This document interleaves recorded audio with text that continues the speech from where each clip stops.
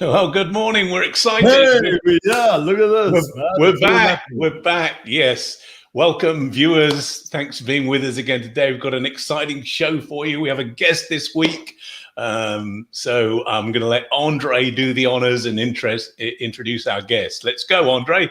The only reason why I'm doing the introduction is purely because not that I'm the best person to do introductions, but I've known Doug for goodness over 15 years, and we've been working together for pretty much nearly the same amount of time. And you know, it's with great honor, Doug. Thank you very much for giving us this incredible opportunity to talk with you. And you know, guys, if you get a feel for what Doug's done and the achievement that he's had, and you know that we're going to get today real life experience from a person that has built a business from zero. Doug, were you given a silver spoon when you started your business, or golden spoon? Actually, I think you got a wooden spoon. I got no spoon. No, I spoon, right. Started it with a loan. Yeah, no. There you are. You know, so Doug started a business. This business, what an incredible business it was. Carolina Ingredients.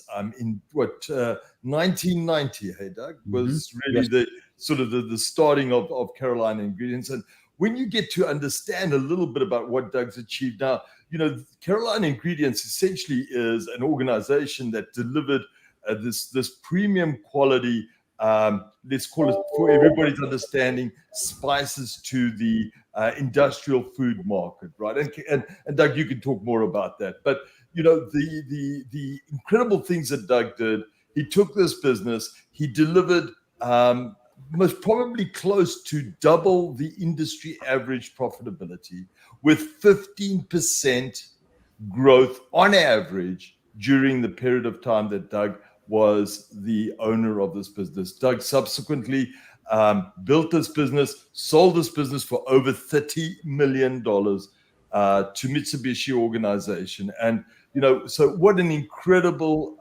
career. But more importantly, Doug is one of these people that, if you know who he is just, he's so oriented towards who you are, what you're about, and how he can help you.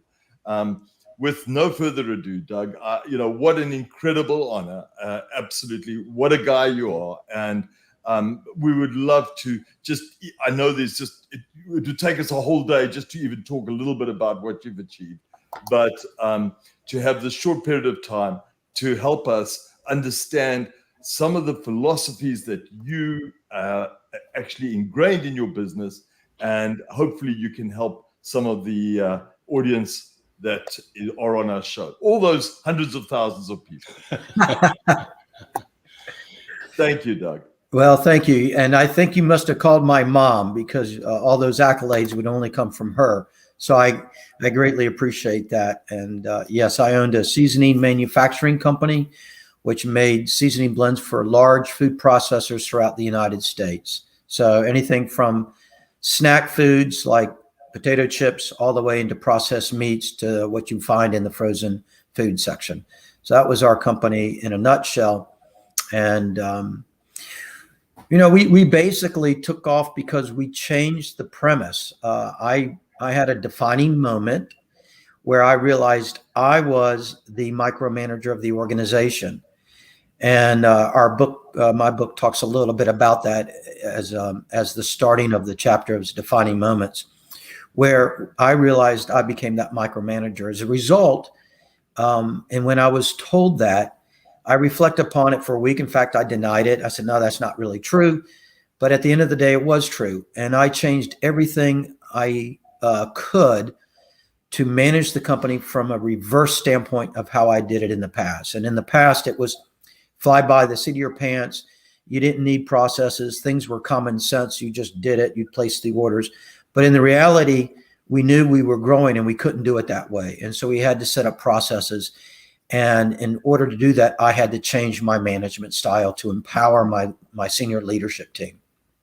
Hey, Doug. Andre, show a picture of Doug's butt there. You've got one right, there. Right. So that was coming up, guys. So, you know, when Doug finished and sold his business, not only did he stop there, he actually wrote this magnificent book. And I mean, for anybody that really wants to get into the true capabilities of how to lead a business, this is a must read. And Doug, I think not only that, it's actually got on the top selling list of Forbes business books. Is that right?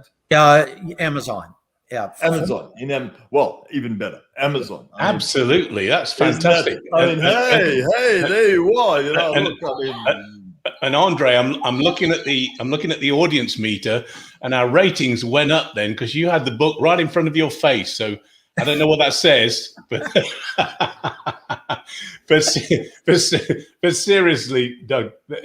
So servant leadership, obviously, yes. And I know a lot of our audience, and this was so excited. Why we're so excited for you to come on, because a lot of these commercial flooring businesses that we work with, are trying to grow their business. They're sometimes multi-generational businesses, and creating the ability for the leaders at the top to then gift or groom leadership to take over is a perennial challenge. So really interested in how you build leaders, because you can't hire a leader from outside the company easily and just plop them in. So you've got to grow them, haven't you? Yeah, well, you have to educate them for sure, whether they come from inside the organization or outside the organization. You have to onboard them to the expectations of the culture you have inside your organization. So, for example, if I'm hiring a COO or a CFO or even a manager, I first of all articulate what our culture is. And if they don't buy into that culture, then that's not a fit from the beginning. And if the attitude isn't there, it's 75% attitude, 25% skill sets. You can teach skill sets. You can't teach an attitude, and you can't teach people to absorb your culture after the fact they're there. They will absorb it, but they have to understand the expectations immediately when they come into the organization of what the culture is and the expectations you expect that person to meet and hold true to the DNA of your culture. If that happens, whether it's internally or you bring people in, then you're allowed to empower your people, you empower your managers, because they know the DNA and the guardrails in which they're able to work and with inside that guardrail and allow themselves to flourish. So I think that's one of the most important things.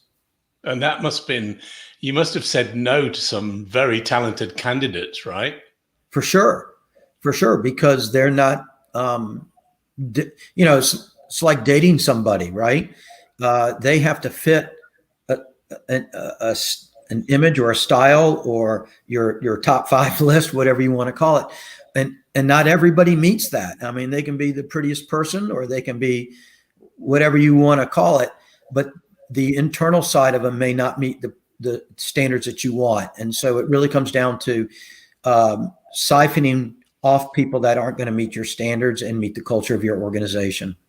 Terrific. And Doug, knowing your business well, you had you had such a low turnover rate, and I think the average, the degree of loyalty was so strong. I mean, I think the average lifespan of people there, which is still there today, which is quite an incredible testament. What is over 15 years, if I remember. Well, the senior management team has not turned over since probably 2010 at all, except one when we brought in a higher level person to come into the organization.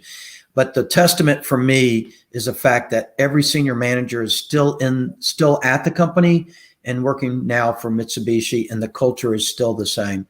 Or very close to the same. Of course, when a corporation like Mitsubishi, no, of course, there's got to be some change. Yeah, there is some change, but the premises and the DNA which we created is still in existence, and that's a testament to the people that haven't left the company, and so it's. So, Doug, give us a little feel for some of the fundamental building blocks. I mean, you've mentioned the word culture a few times now, right? So. What was some to you, and let's forget about any books, let's forget about any theory, but to you, what were some of the fundamental building blocks that make a great, not a good business, a great business? Yeah, let me first start off by saying the first building block is for the leader or owner or the CEO to understand his or her weaknesses and to come to grips with that immediately. You can't be all things. You can't be talented in every single area. If you believe you are, that's just a falsehood. But that it starts there, and secondly, it starts with understanding if you're micromanaging your team, then you automatically create a fabricated ceiling for your organization. So if you can recognize those 2 points, then you can get into the building blocks. And the first one is vision. And I would say that, what is vision? There are 1,000 books on that, right? It's basically what you want to be when you grow up as an organization. As you grow from a teenager to an adult, what is it that you want to accomplish? The same thing with your organization. And generally we put that down to 3 to 5 years now, because everything changes so fast. Getting past that is really not fruitful or effective. So roughly a 3 to 5 year vision. And then along with that is mission, and that's your passion, purpose, and cause. For Caroline Ingredients, our mission was we make the world taste better. And that was our passion, purpose, and cause. So everybody inside the organization bought into that mission. They understood, hey, why am I here? My child's sick. I'm going through a divorce. I have a family relative that has cancer. Pick the subject matter. My car broke down. And when they showed up, they had to understand why they were there. And the big picture was that we make the world taste better with our seasoning blends. And once they got a hold of that, they had a passion or purpose or cause of why they worked at our company. So that's the first one. You want me to continue? Because I can give you. Hey, Doug, we've got an interested audience, and you can probably see the comment there from Luke Canutt, who is a very, very effective leader in his organization. But his question is, did the senior managers that have been there 10 years come in as a manager, or did they grow into that? It's a fundamental. Yeah, Luke, that's a great question. And I'll start off by saying, if you're a small organization, and what I mean by small is under 30 people, 40 people, let's say 20 to 30, 40 people, you have doers. Okay. Everybody in the company is doing something. And eventually those doers are part-time managing. So call it 75% doing, 25% managing. Eventually you grow and you're scaling, and they're 50% doing, 50% managing. Eventually it's 25% doing, 75% managing. Then you have professional managers.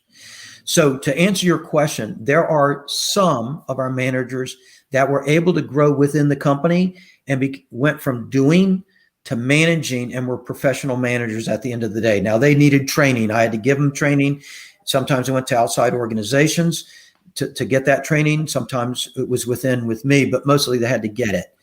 There are others that we brought in to the company that were professional managers who, when we were over 50 employees, we didn't have the skill sets inside the house, if you will, to have that type of skill. So we had to go outside the box and find them. So I hope that answers your question. Yeah, thanks, Luke. Yeah, so that growing the managers as they ascend the organization and they take more responsibility, Luke, Doug, we talked about this before the show. You mentioned a concept called training wheels, which I thought was quite interesting. Yeah. So when we empower our teams, liken this to your child riding their bicycle for the first time. They don't get on a bike without training wheels. You put the training wheels on and they get accustomed to that. Eventually you take the training wheels off and you help guide. Same thing with a child and a car. You don't let your child drive a Ferrari first. You don't let them drive at night at first. They first drive during the day, and they drive a used automobile, and they drive probably in a parking lot to get some experience. The same thing applies to your managers. You give them responsibility that's important, but doesn't create chaos inside the organization. It's important enough that it's meaningful, but not enough to harm the company if something goes wrong. And that training wheel experience elevates that person. So as he or she performs, you give that person more and more responsibility and more bandwidth and more empowerment to make decisions inside your organization. And we got a comment which I think is in the same vein, Doug, from Brian Williams. Good morning, Brian. He's a regular participant on the show. I think you answered this question: how do you develop leaders within your existing organization? It's that constant grooming, right? There is constant grooming, but Brian, I'll go a step further. You have a cadence. Every company needs to have a cadence. And in our organization, because we were in manufacturing, we had a production meeting that we had every day of the week, and that included a number of departments that would go to that meeting. So that's part of the training process of your managers. Secondly, the senior management team met once a week, and then I met with them individually on what we called one-on-ones once a week. Those senior management meetings lasted somewhere about an hour and a half a week, and we reviewed the KPIs. So one of the things you want to do when you develop your leaders is you empower them. You set up your KPIs, key performance indicators, and once those are agreed upon by you and your manager, your direct report, and it's not you setting them, they have to have buy-in. Then you hold them accountable to those KPIs. You meet weekly, one-on-one, face-to-face to talk about that. And you meet weekly as a senior management team so that everybody has line of sight and everybody sees what those KPIs are and whether you're meeting them or not. Now, and it's not a name blame. We're not pointing fingers here. We're talking about holding people accountable so we elevate the company and we're managing to the expectations and to the KPIs, the key performance indicators that we established. Lastly, that cadence goes to monthly, which becomes a more strategic meeting with the senior management team, and then quarterly. And I'll leave it there. We can go into much more detail at a different time. But I hope, Brian, that answers your question. Doug, just on that one issue, you mentioned one of the big nuggets for me, and I think this is something that people may not really have grasped. And you were fastidious about your one-on-ones. Is that right or not? I mean, give us a little more insight and how. I mean, Doug, I don't think there was a week. I mean, you had your direct reports, which was your senior. So just give it to us, please. So, the first thing that I bet people, you're welcome, Brian. People will say, like a Brian or Luke, is I don't have enough time to have those meetings. And as a manager, I would tell you don't have enough time not to have those meetings. These are critical to the organization because you're empowering your people to run the company for you. You want to be the CEO. You want to understand why things happen, and you want to empower your people to do that because you can't be all places and be all things at all times. It's just impossible. And frankly, you want to be the least smart person in the room, and you want your managers to know their departments better than you. So that's why we create these one-on-ones. It does a couple of things. Number one, it allows you to create a relationship with that direct report. And that's critical. Why? Because we want authenticity, which is another foundation principle. We have to build authenticity and transparency. The authenticity comes from that one-on-one engagement, and the transparency is having your team and your direct reports be able to share the KPIs with not just you, but with their departments and people inside their departments. So that 30-minute meeting is enormously important so that you don't have to spend the rest of your week, quote unquote, putting out fires. You will have to put out fires, but it's a very intentional meeting, and it allows you to really engage with your direct reports without micromanaging the direct reports. So I hope that's helpful. That is, Doug. And just in terms of span of control, what did you feel that was comfortable for you as the leader of a business that grew to 30 million, just so people can get a grasp of what that looked like for you?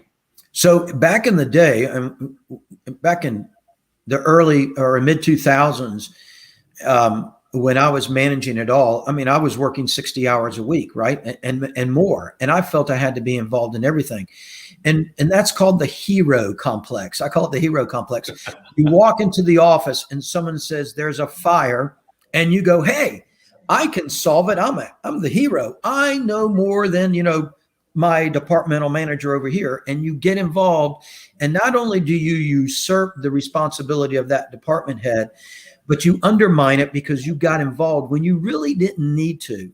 On top of that, as the leader of the organization, you're supposed to be doing what we call a $100 job, $100 per hour job, and you end up doing $10 an hour job. Now, in today's inflation rate, that goes from $25 an hour to $1,000. But the point being made is not to demean a $20 an hour job. It's not. It's just everybody has a role and a place. And you as the CEO or the entrepreneur is not to be doing that $25 or $10 an hour job. It is to be at the higher level. And once you can discipline yourself not to become the hero and allow others to become the hero, they become much more engaged and they have autonomy. And that's what you want to produce. Doug, just on the last thing, because I think this is really important as well. You had not only the direct between yourself and your direct reports, but you insisted on each direct report to have a one-on-one with their direct reports, right? Correct. So there was this cadence that happened between, each individual with right towards the person that was, on the factory floor. Yep. So, that to me is something that is very unique. I mean, not many organizations had that discipline. Yeah. So the process in that is you have your corporate KPIs, which involves your senior management team. And that's level one. And then there's a second level underneath it that goes to the managers.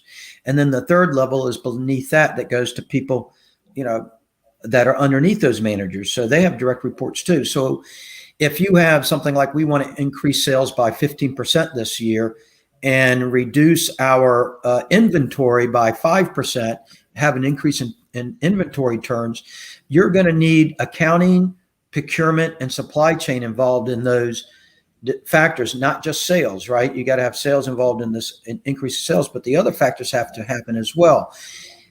The people involved, it goes all the way down the line. They have to have alignment with what the goal is, and they have to understand what their role is. They have to be assigned priorities so that they have an impact on that. And you review that either monthly or weekly with those employees. So I understand that direction, Doug. A lot of organizations start to develop some level of functional excellence, but as you just talked about, to be successful, these functions have then got to work together, so cross-functionally. So could you tell us something about how you engendered that team building and alignment? Yeah, that is a great question. So if we are a senior management team and we don't articulate what we're trying to accomplish for the year, so it could be adding a new product line, it could be increasing sales. I mean, there are a number of derivatives we can share. But if you want to reduce your inventory and you have not articulated that to the accounting team and the supply chain team, then you're not going to get very far. And so you have to get them to buy into that. And once you get them to buy into it, then they can pass that down to their employees, and that's the alignment. And so when we have an alignment, a 6-month alignment organizer chart or sheet that outlines what the team has agreed to accomplish and who's responsible for it and what are the future obstacles you're going to have to overcome. But again, if only the senior management team has shared that, then only the top 5 people are aligned. You want alignment and synergy all the way through the organization. So it has to be communicated from the managers down to their direct reports and from that manager down to their direct reports so that there is clear line of sight of what you want to accomplish and clear alignment and buy-in from the team. And Doug, I mean, you also had a very unique way on which you help people problem solve. So, just if you can just sort of explain a little bit about that, in the sense that, you try to get your people to do the problem solving as opposed to giving them the solution each time. So a little bit of color on that would be great. So, in the day, I go back to the hero complex. You think you've got all the answers, and the reality is, if I had a domain back early on as the entrepreneur startup, it would be sales. That was my forte. I didn't know anything about making formulations or creating a formulation or a recipe for seasoning blends. And if I went in and tried to tell somebody how to do that, I would look foolish because I didn't have the skill sets. So you empower your people that do have the skill sets, and you want to hire people that are smarter than you so that they are empowered to create whatever it is that they need to create. And as long as you have the ability to manage those key performance indicators that they're held to, you give them the freedom, you empower them, you give them the freedom to do those jobs in a way that fits under the culture of your organization, yet you're not overseeing it. And you have to give, if you're going to scale an organization, you have to give that autonomy to your managers. Now, Doug, I can see how it would be easier to let go that kind of manufacturing and formulation part, but you said that your initial skill set and your passion was around sales. And this is, I see this a lot in organizations. When these small, commercial flooring companies start, the owner's doing everything, the installing and the selling. They know how to sell. They become the rainmakers, and often today they're still one of the pivotal contributors to the business. So how did you let go of your sales passion and empower a sales team? I'm fascinated by this one. And that's another great question, because we all think we're the best at whatever we started out at inside the organization, and as we grew, we think that we're still the expert. Again, one of the things all leaders have to recognize and be humble about is there are people that are better than you. And we had, in fact, the gentleman who told me I was the micromanager at the break during this senior management team meeting or meeting, he was a sales rep, and he eventually became our VP of sales and ran the sales organization. And what I had to do was basically, when I first empowered him to say, okay, you're the sales manager. He's not the VP of sales. He's just the manager, is tell my accounts that I'm not involved anymore. And that's really hard because they expected me to have all the answers, right? They would bypass, his name was Mike. They would bypass Mike and call me. And I had to have the discipline to say, hey, you know what? I know you trust me, but Mike is now is the sales manager, and let him do his job. And if you have a problem, come back to me, but please let him do his job, because I'm over here. Now, here's the thing. I can't be the best sales manager if I'm going to be the CEO. I have to pick. So the same thing with the flooring industry. You might be a phenomenal installer, or you might be the best sales rep, or you might be the best operations person, whatever the case may be. But you can't be both. Not if you want to scale your organization. You can be both as long as you're saying, I'm not growing my organization and I'm going to stay at this level. But you know what, guys, that's not fair to your employees. Oh, this is a good one. You're not giving your employees the opportunity to grow within your organization. You're asking them to perform at a level and basically stay at a salary standpoint, and that there's a ceiling and they can't grow. And you know what? Talented people leave companies because they don't get to grow, and because they don't like working for micromanagers, and they want to build their own future and explore their own talents. So you have to give them a segue to get there. I love that. So you believe and have experienced that that growth is fundamental to employee satisfaction and development. Yes. So here's a scenario. If you have really talented people, there are a couple of scenarios. Either you empower them and they take on more responsibility and they're fulfilled. Money is important, no doubt about it, but it's not the single driver. And at the end of the day, there are other influences or other drivers that employees make decisions on rather than money. But don't forget, money is important. They all have to survive.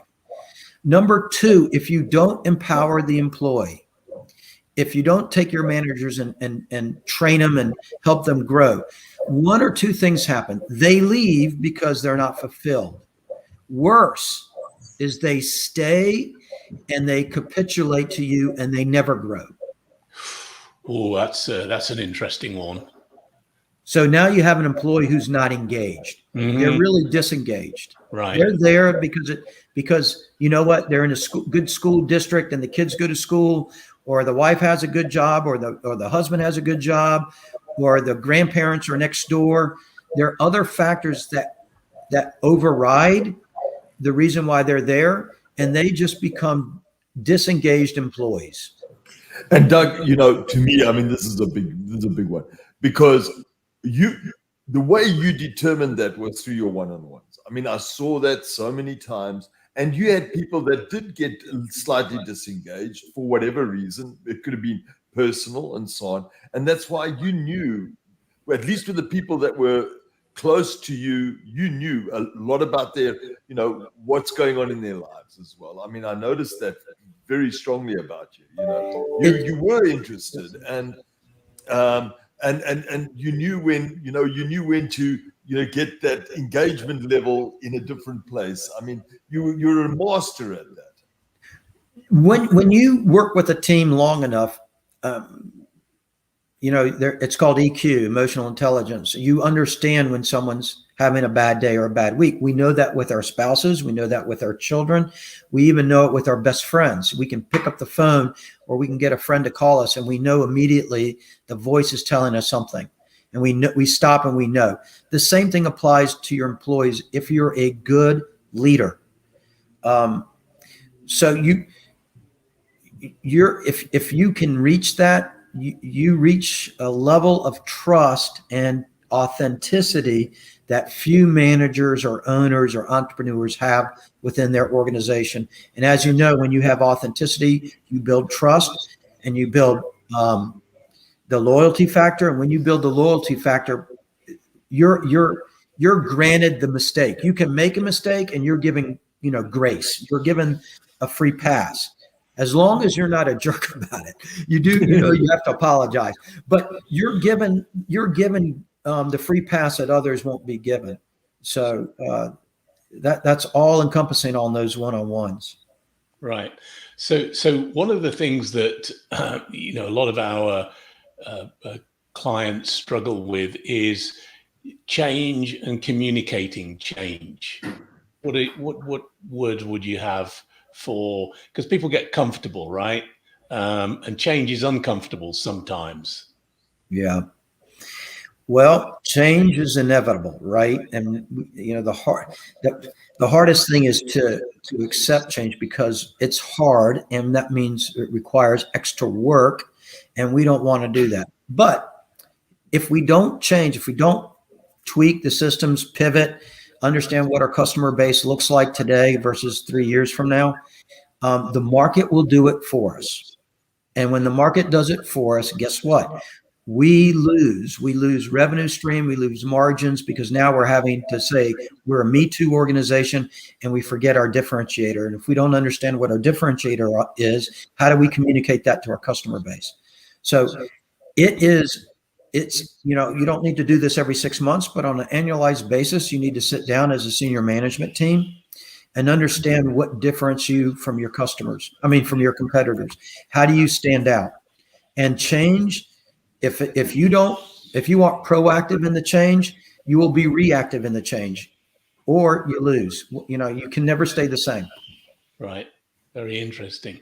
And from a communication, protocol, what was your what methods did you use to kind of disseminate your message and say these are the priorities? I know you've got your structure and your management, but did you employ any other principles or methods? So we would meet once a month with the entire company, some 80 employees, and we got to the point. We used to do this in a large conference room. We couldn't do it. We had to do it in the production facility. It wasn't the greatest thing in the world, but it was more important to have everybody under one roof in one room than it was to separate and do these meetings, like 4 or 5 independent meetings, because I wanted everybody under the same roof. And what we did is we were transparent and shared the KPIs and how we achieved or didn't achieve those KPIs for the month and how that was aligned with our goal for the year. So everybody inside the organization was attuned to that.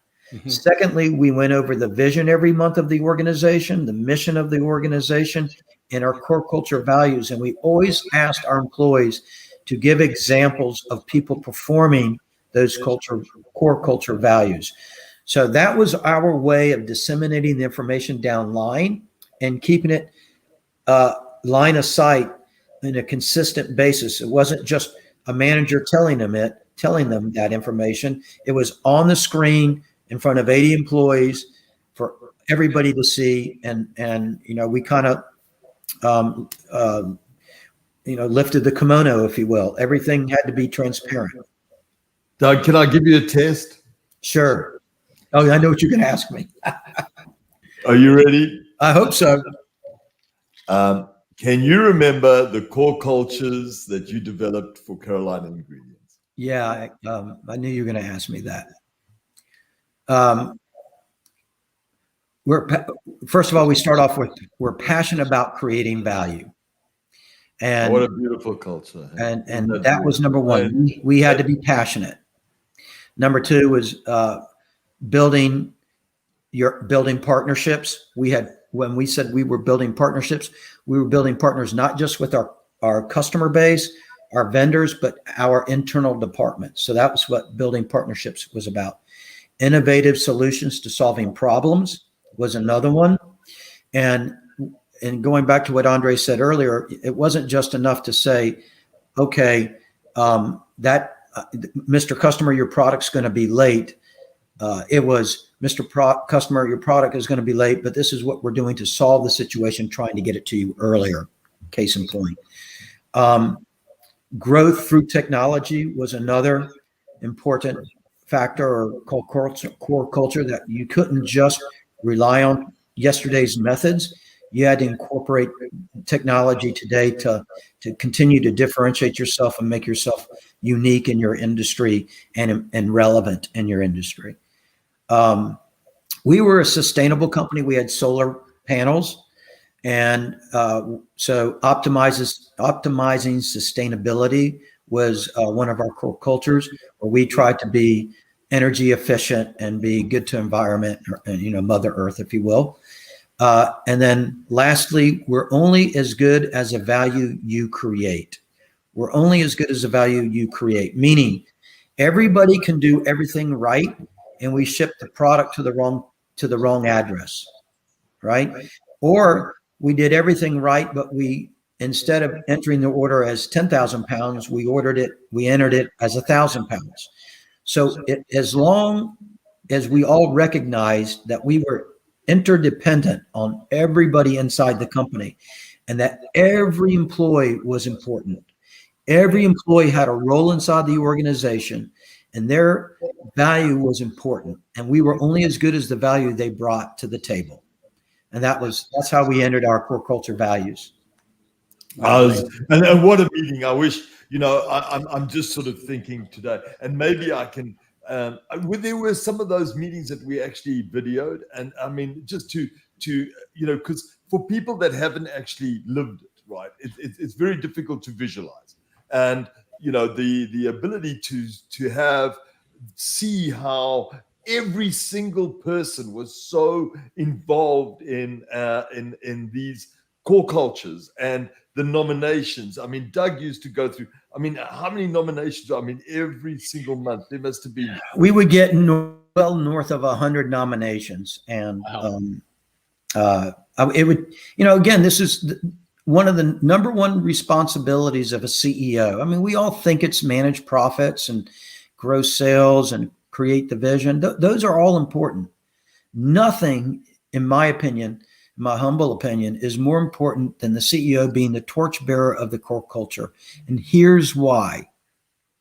I went to a webinar during COVID a year ago. It was put on by Kellogg's Business School. And I'll never forget this. The professor said, you basically have two IPs, intellectual properties, that nobody else can duplicate, replicate, or innovate. And that is your brand and your core culture. And if you think about it, I don't care if you're Apple or Samsung or Amazon, Facebook, Google, somebody is out there that wants your space. They want a piece of your pie, and they're going to steal, innovate, replicate, duplicate whatever they can to find a way to get your piece of the pie. And the only way that you can differentiate yourself is to have a brand that is unique and a core culture that is different from another organization. Powerful, very powerful. Yeah. So brand, you used the brand word for the first time. What tell us a little bit about the Carolina Ingredients brand. So this is very unique because we were not B2C. We weren't selling directly to a consumer. We were selling directly to a manufacturer. And almost all the times we were creating that formulation for them. And make it real simple, a barbecue potato chip, but they wanted something unique, so now we added a chipotle seasoning to it to make it unique. So our brand became our ability to be nimble and flexible with the customer and provide unique seasonings that allowed them to increase their market share or allowed them to increase a new product line that didn't exist before. And we had to understand that our value to a customer was our ability to help them make a deeper presence on the grocery store shelf or in the institutional space. Wow. Fantastic. I love that. So one thing I think would be helpful would be, I understand now, you being the torchbearer of the culture and driving that. But how did you, as the CEO, acquire skills and perspective? Did you draw inspiration externally from other people? How did you grow as a person? That's a great question. I'm a very competitive person, and I wanted to be the best that I could be. And I wanted my organization to be a national organization. In fact, we ended up in a way being international because we sold overseas on occasion. To your point, I went out and joined forum groups that were strictly business related and helped me cultivate skills that I didn't have, or I was able to go into forums that that the same people or similar people had this from different industries had the same problems I had. And we would banter back and forth and use each other as a board to learn from that. So I was a member of Executive Forum, Renaissance Executive Forum, also a member of Strategic Coach for a period of years. And there are organizations out there, EO is another one, Vistage is good as well. And all these organizations can help a CEO develop outside of their expertise. What I did learn, Mick, more than anything else, is my VP of sales, who became the VP of sales, was a much better salesperson than I was. I thought it was because you had a good consultant. Yeah, that's it. That was. And at the end of the day, where I learned my skill set really, really flourished was my ability to mentor a team. And when I get into that a little bit into the book at the very end, but I think my greatest achievement, in all honesty, and I get emotional about this, is my ability to mentor a team that took the organization to a higher level than I could have ever done on my own or without them. It just, they did it, not me. And that's what I'm very, very proud of. So Doug, I think that underlines and is an absolutely fantastic pragmatic example of servant leadership, right? Yes. So Doug, I mean, obviously, if you're helping companies do what you've done, right? And just to finish off, I mean, there's so much richness here. What is the first thing you look for if you had to walk into an organization? First thing I'm looking for in terms of performance or attitude. It's just you walk into an organization just mentally. Like, yeah, they've read the book and they go, you know what, we want to develop. We're not sure where we need the help. Doug knows something about empowering leaders and driving change. And you walk in, you must have some kind of mental analytic you do when you go in. So generally the first step is I meet with the senior management team, and I get, I'm meeting with the CEO first. Usually it's the owner, CEO. I've got a problem. They have a pain point. And then I sit down with them, but eventually I'm sitting down with the senior management team and I'm getting a 360 view of the organization. And if I'm fortunate enough, I'll be able to walk the office floor or the production floor or operations floor, whatever it is. And I just get a feel. And the first thing I'm looking for is the culture, frankly, the culture of the organization. And, once you get outside the C-suite, once you get outside the CEO's office or a few top managers' office, you really get, it doesn't take long before you get a vibe. You get a vibe, but the vibe is just a vibe. Now you need to, you need to do the deep dive and really get into the weeds of what's going on. And I'm working with the company right now. I was hired as a consultant to help them empower the senior management team so the CEO could leave the organization and the team would perform as if he were there, right?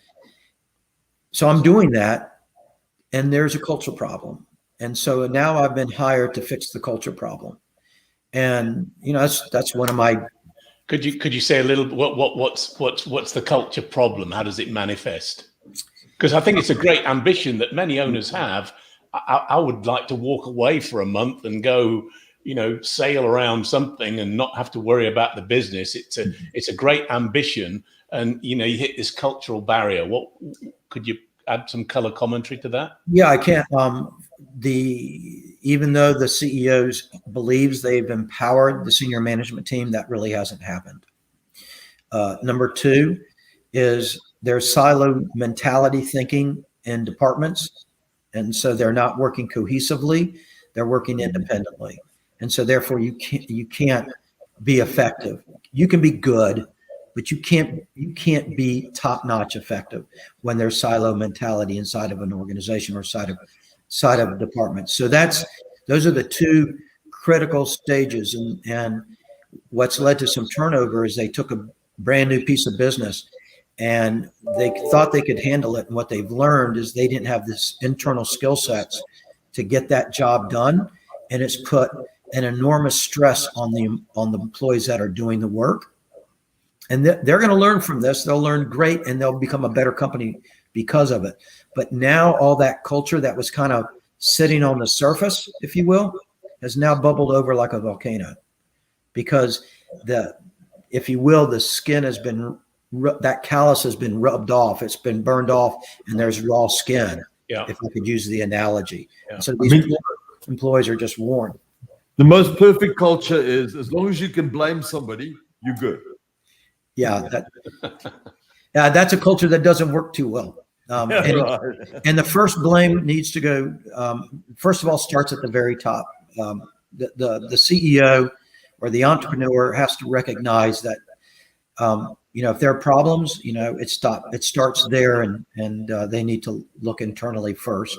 And I'm not blaming anybody on that. It's just the way it is. We have to accept that part of the culture is because we're the CEO, and we've either tolerated it or accepted it or created it. One of the three. Right. Okay, well, we're up just over 45 minutes. Yeah. You've laid some great nuggets for our audience, and thank you for the questions. You can get Doug's book, There you go. Empowered Leadership, on Amazon.com. Get your copy. And Doug, if they want to connect with you, or they want even to ask for some consulting help from your business is called Empowered Leadership. Yep, Empowered Leadership. It's Doug, D-O-U-G, at empoweredleadership.com, EMPOWERED, leadership.com. Okay. And if you want help growing your organization, if you want some leadership development, do consider Doug. He's even better live in person. So we thank you for sharing some of your wisdom with us today. Always a delight to see you. Andre, do you want to close the show? Yeah, can we come back and do it again sometime? This was fun. That's what I'm saying. We need another round. So it's not the end. It's just the beginning. Doug, right. What an absolute honor and privilege to have you. And thank you for everything you've done for us. And we're looking really forward to round 2. All right, Brian's still with us, and he's looking forward to reading your book. Okay, Brian, we're going to test you. We want you to give us a little synopsis that we can share on the show. It's so take a look at his book, and just give us 1 or 2 things that you got out of it. I think it would be fascinating to share that. We'll share that on our LinkedIn profile. So thanks, Brian, for staying to the end. Thanks, everybody, and don't forget, we'll be here next week, same time, 11 o'clock. Thanks, Doug. Thank you, everybody. Have a blessed day. Take care.